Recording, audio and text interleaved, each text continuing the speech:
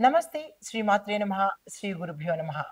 మనకి ఖగోళ శాస్త్రంలో ఈ గ్రహాల యొక్క సంచారం వల్ల ప్రతి నెలకొకసారి, ప్రతి 15 రోజులకొకసారి ఇలా వాటి గమనంలో కొన్ని రాజయోగాలు మనకి తటస్థపడుతుంటాయి.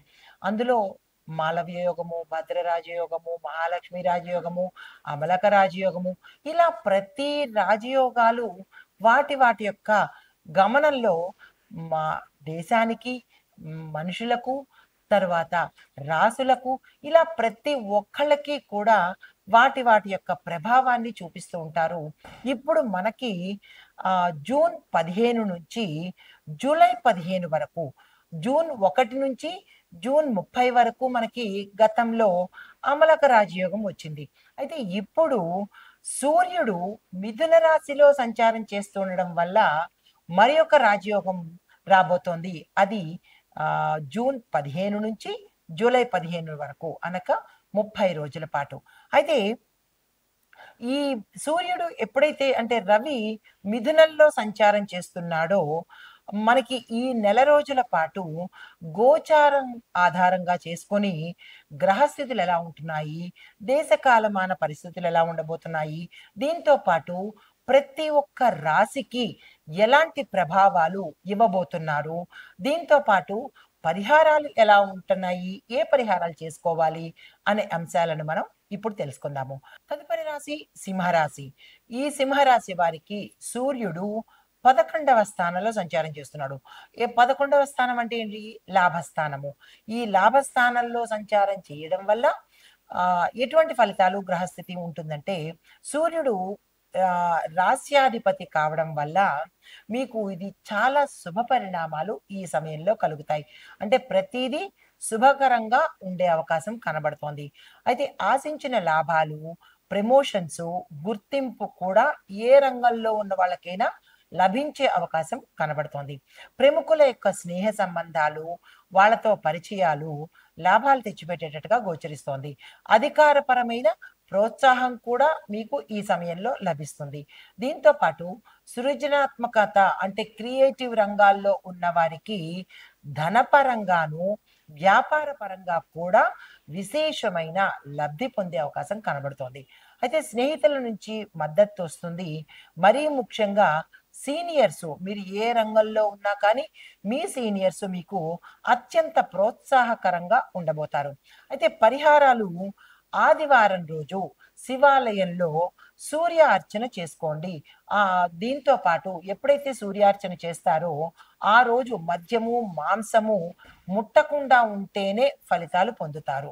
అయితే దీంతో పాటు గోధుమలను, నూనెను ఈ రెండిటిని మీ యొక్క యథాశక్తిగా దానం అనేది ఇచ్చుకోండి.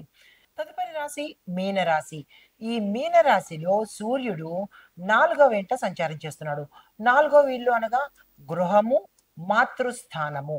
అయితే ఫలితాలు ఎలా ఉంటున్నాయంటే గృహంలో విపరీతమైన ఒత్తిడులు, గందరగోళము, మనోవ్యాధులు, దాంతో పాటు గొడవలు ఇలాంటివి జరిగే అవకాశం చాలా ఎక్కువగా కనపడుతోంది. కుటుంబంలో విభేదాలు రావడము, భార్యాభర్తల మధ్య, తల్లి కొడుకుల మధ్య, తండ్రి బిడ్డల మధ్య, దీంతో పాటు సంతానంతోనూ ఇలాగ కుటుంబంలో విపరీతమైన విభేదాలు వచ్చి విడిపోయే స్థితికి దారితీసే అవకాశం చాలా ఎక్కువగా కనబడుతోంది. జాగ్రత్తలు తీసుకోండి. అయితే తల్లి యొక్క ఆరోగ్యం పట్ల మీరు శ్రద్ధ తీసుకోవాలి, దృష్టి పెట్టాలి. వీలైతే బాగు చేయించే ప్రయత్నం తప్పనిసరిగా చేసుకోవాలి. అయితే ఆస్తి కొనుగోలు, మార్పు చేర్పులకు ఏవైనా ప్రయత్నాలు చేసుకోవాలంటే ఈ సమయంలో చేసుకోండి. కలిసి వచ్చే అవకాశం కనబడుతోంది. వాహన యోగం కూడా మీకు ఈ సమయంలో కలగబోతోంది. కానీ కొనేటప్పుడు జాగ్రత్తలు తీసుకోండి. వాహన యోగం ఉంది కదా అని గబుక్కన వెళ్ళి షాపుకెళ్ళి వాహనాలు కొనేయడం కన్నా, దాంతో పాటు మీరు కొనుక్కొనొచ్చి వెంటనే డ్రైవింగ్‌లో కూర్చోవడం కన్నా, ఒక్కసారి ఆలోచించి వాహన యోగం ఉంది కదా అని కొనుక్కునే ప్రయత్నం చేయండి. కానీ నడిపే ప్రయత్నం మాత్రం వెంటనే చేయకండి. మంచి, చెడు చూసుకొని అప్పుడు ప్రయత్నం చేసినట్టయితే మంచిది. లేదు అంటే కనుక ప్రమాదాలు జరిగే అవకాశం చాలా ఎక్కువగా గోచరిస్తోంది. జాగ్రత్తలు తీసుకోండి. అది మీ యొక్క వ్యక్తిగత జాతకంలో ఎలా ఉండబోతోంది అనేది పరిశీలన చేయించుకొని దానికి తగ్గట్టుగా ప్రయత్నం చేసుకోండి. అయితే మీకు చెప్పదగిన పరిహారాలు ప్రతి ఆదివారము తల్లికి సేవ చేయండి. ఎక్కడికో వెళ్ళక్కర్లేదు. మీ ఇంట్లో మీ తల్లికి సేవ చేసుకున్నట్టయితే కనుక రవిగ్రహము చాలా సంతోషిస్తాడు.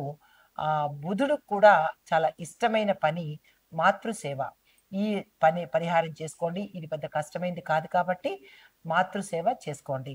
దీంతో పాటు గృహలక్ష్మి పూజ అంటే మీ ఇంటిలో లక్ష్మీ అమ్మవారికి తప్పనిసరిగా పూజ చేసుకోండి.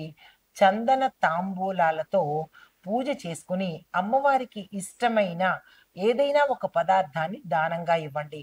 అమ్మవారికి ఇష్టమైన పదార్థాలు పసుపు, కుంకుమ, గంధము, పువ్వులు, గాజులు, దీంతో పాటు పళ్ళు, పాలు. ఈ వీటిలో మీకు ఏవి శక్తివంతమైనవో వాటిని దానంగా ఇచ్చుకున్నట్టయితే ఆర్థికపరమైన ఇబ్బందులు కానీ, తెలియని సమస్యలు కానీ పోగొట్టుకునే అవకాశం కనబడుతోంది. ఇది ఈ రాశిలో ఉండే వారికి చెప్పదగిన బుధాదిత్య యోగం యొక్క గోచార రీత్యా ఫలితాలు, పరిహారాలు, సూచనలు. నమస్తే.